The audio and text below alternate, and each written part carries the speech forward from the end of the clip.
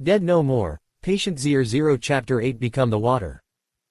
Doc, I can sense that something is wrong with this setup and the way you are behaving right now, said Rodriguez. But hey, that's none of my business. Again, thank you. I sat there for a moment as I contemplated the sense of humor of the fates. Hey, how did you and Em meet? I asked. Joshua and she were on their way here to Atlanta, and we decided it was safer with more numbers, he said. We were about to check out the sheriff's station when some marauders and the dead clashed. Look, I hate to cut this short, but I need to check in on my family. Don't worry, Rodriguez, we'll talk later, I told him. I set Gerald and the twins on the task to clean out the sheriff's station. I went to find Ma to see what she had found out. She was still with them. It sounds so funny to say her name and mean it. So you were on your way to Atlanta to check on your twin sister? Asked Ma. Is Joshua your son? No, ma'am. He was all alone when things went bad. His sitter was dead and I saw him in the upstairs window as I was cutting through the yard, said Em. I couldn't just leave him there, you know. You're Amelia Jones, I asked. How did you know that? She questioned. I knew your sister Dr. Emily Jones. We worked at Harrison Memorial Hospital together, I said. Do you know where she is? Is she okay? She asked. I'll leave you two alone as you have a lot to talk about, said Ma. Thank you, Mrs. Williams, it was wonderful to meet you, said Em. Amelia, your sister and I were more than just colleagues, I began. We were a couple. That's right, she told me she had met someone. I kept intending to get here as she wanted us to meet, she said. Amelia, I began. Doc, please call me Em, she interrupted. It's difficult to do that, as that's what I called your sister. Anyway, there was a horrible accident, I said. I explained how Em was bit, but left out the part about my stepfather. I consoled her and held her. She kind of just collapsed in my arms. It was the same way Em used to after too many hours in the lab. When she gathered herself, she looked up in my eyes. It was all I could do not to kiss her. But I had to force myself to understand that this was not my Em. I walked her to her room. We talked into the evening sharing stories about Em. While Emily was a doctor, Amelia was an aerobics and self-defense instructor and a masseuse. She told me about their childhood and I regaled her with tales about my time in the Corps. I also told her about T and I as kids. I opened up more to her than I ever did to Diane and even Emily. Wow, that's the first time I've thought about Emily and not called her Em in my mind. I can see what Emily saw in you, she said. You're quite a catch. What about you, Em? Is or was there anyone special in your life? I asked. I dated, but there was no one special. I couldn't find anyone to tame me I guess, she said as she laughed. So, you're a wild child, huh? I asked. Yep, she said. And a picky one too. Well, on that note, I think I should bid you a bonne nuit. We have training tomorrow, I said. She walked me to the door and I wished her a good night. On my way back to my room, I was stopped by Diane. Well, it sure didn't take you long to go after the new girl, she said with a snide look on her face. What the hell are you talking about? I demanded. Just that you moved on quickly. There's no moss growing under your feet, she said. Not that it's any of your business, Dee, but she happens to be the twin sister of my deceased girlfriend, I said quietly. I was telling her that her sister didn't make it. Oh, I'm so sorry, Marv. I guess I was just jealous, she said. Do you want to talk about it? No, I'm kind of all talked out for tonight. Besides, we have training early tomorrow, I replied. With that, I turned and left. The next day Leon was relentless. I initially paired up with Em. She is a capable fighter. She told me that she taught a self-defense class. It seems while Emily was more cerebral, Amelia was more physical. It was a tough day and everyone put in a tough workout. The tension between Diane, Andre and I was palpable. As we went through hand-to-hand drills, both Diane and Andre angled to pair with me. Diane was very aggressive in her attacks but sloppy at best. Andre was more tactical in his attacks. I call for a kumite, demanded Andre. A kumite was Leon's one-on-one challenge for any two combatants to showcase their talents. I challenge Marv, he said with a devious look in his eyes. Ooh, this is going to be good, said T. This doesn't seem like a normal training session, said Em. It's not, said T, these two have more baggage than the claim area at an airport. Look Andre, this isn't necessary, I said. Neither of us have anything to prove. I'd listen to the man if I were you, said Leon. What, are you afraid that everyone will see you as something less than the big, bad leader? said Andre. Ooh, good one baby, chimed in Diane as she gave him a high five. Andre, listen, began Leon. No, Master Leon, he can't hide behind you or his title as leader anymore, interrupted Andre. It's time for him to put up or shut up. There's a new sheriff in the bunker and his name is Andre Davis, Andre said as he struck a professional wrestler pose. It's okay, Leon, I said. Let's just get this over with. Andre bowed to Leon and then we bowed to each other. How disrespectful, he said. You don't even bow to our sensei.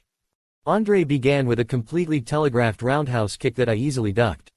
That was quickly followed with a leg sweep that I just lifted my foot to avoid. As both Leon and I had both recognized, Andre was a very capable fighter. His emotions however are all over the place due to his youth and inexperience.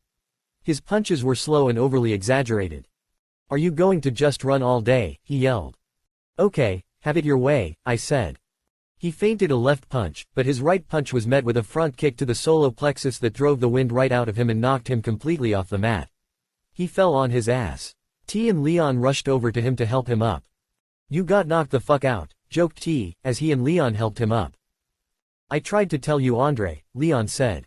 Haven't you ever wondered why Marv never calls me Master Leon? He taught me martial arts when we were in the Corps together. He was my CO and my sensei. Andre, can I see you and Diane in the conference room please? I asked. As the class dispersed, the two followed me to the conference room with the look of two children called to the principal's office. Let me first start off by apologizing, I began. Diane, we didn't have any closure with what happened between us and I allowed my responsibilities to insulate me from my feelings. That caused you to seek the embrace of another. And Andre, because of me, Diane is unable to truly pursue a relationship with you, if that is what she wants. The two of them looked at each other. It's kind of humiliating the way you just pushed me to the side once Amelia got here, said Diane. How was I supposed to feel? You and Andre had begun spending time together long before we even met Amelia, I corrected her. I think you were still having some conflicted feelings about how things unfolded, but was curious about what a relationship with Andre would entail. It just felt like whenever we were alone, you were still there somehow, said Andre. She was unable to truly be with me until she gets over you. I don't know, said Diane.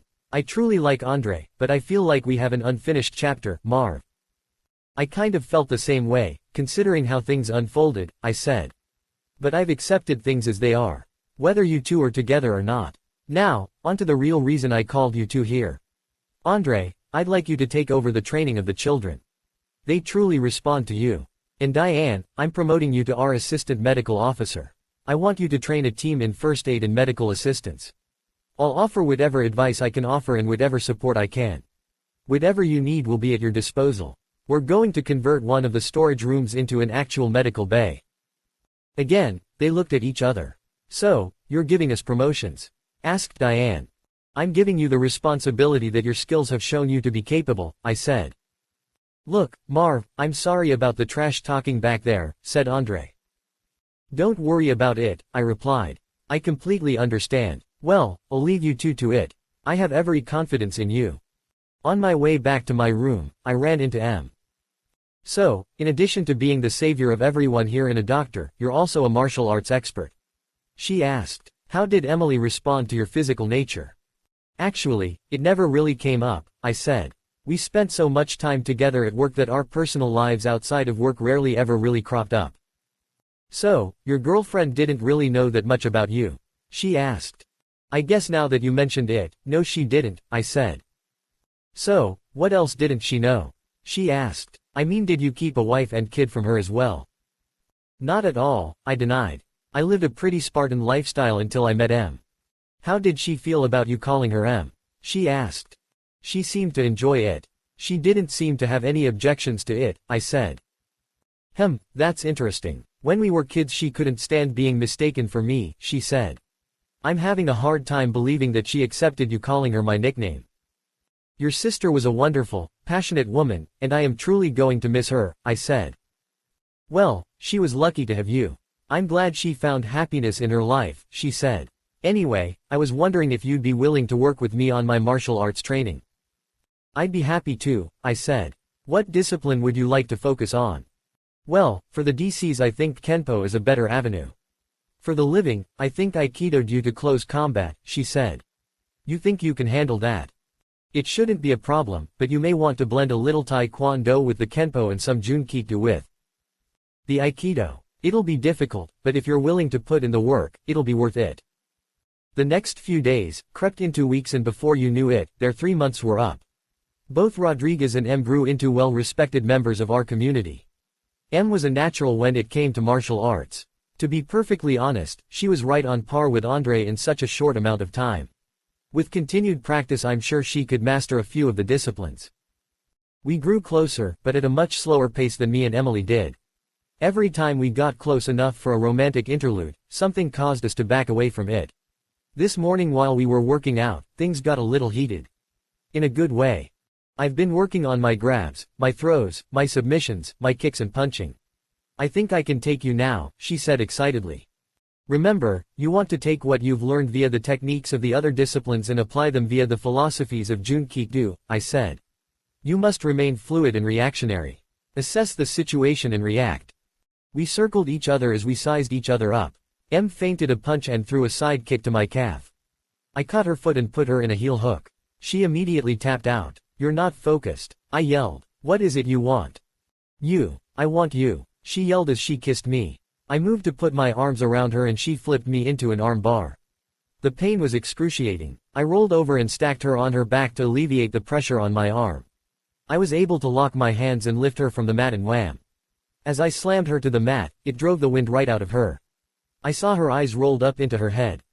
I retrieved some smelling salts and waved it under her nose. She snapped to when the aroma of the ammonia hit her. What happened? She asked as she shook her head. The arm bar was a good idea, I said. But you have to ensure that you sink it in tighter and higher on the elbow and distribute your weight over my chest, allowing your inside foot to deliver a heel kick if I try to stack you. I'll try and remember that the next time, she said. Catching me off guard with the kiss was a good strategy as well, I said. That wasn't a part of my strategy. You're a good-looking man, Marv. Working with you these past few months, I've gotten to know you, she said. And I like what I've gotten to know. You know what, I've had the beginnings of some feelings for you as well, I said. Not only are you stunningly beautiful, but you've got spunk. Spunk, huh, she repeated. Well, how about me and my spunk invite you to dinner tonight? Oh crap. I forgot I promised Joshua that I would help him with his test for his belt ceremony. No problem. Rain check, I asked. You bet that sweet ass of yours, she said as she smacked me on my ass. The next morning, Andre was in all his glory as his students stood in awaiting his commands. They bowed in unison and greeted him with, Ohayo sensei, good morning teacher. Joshua-san, front and center, commanded Andre. Joshua ran to the spot before Andre where he locked eyes with him and bowed at the waist. Repeat the Mantora mantra, barked Andre. I will only use my art when necessary. It is not a plaything. I will work hard to become better. Regardless of how well I may think I am doing, there is always room for improvement. I am like water, without form, without shape, without boundaries. Pour me in a glass, I become a glass. Thought to power, thought to deed, recited Joshua. Kia, yelled Andre. Kia, yelled Joshua. En garde, yelled Andre. He then let loose with a barrage of punches and kicks in which Joshua blocked them all. Kia, yelled Andre. Kia, yelled Joshua, as he responded with a flurry of punches and kicks of his own. He ended his flurry with a fist-over-fist punch to Andre's midsection. Recover, yelled Andre. Joshua snapped to attention and bowed with his eyes locked on Andre's. Ladies and gentlemen, I present to you, brown belt Joshua Parker.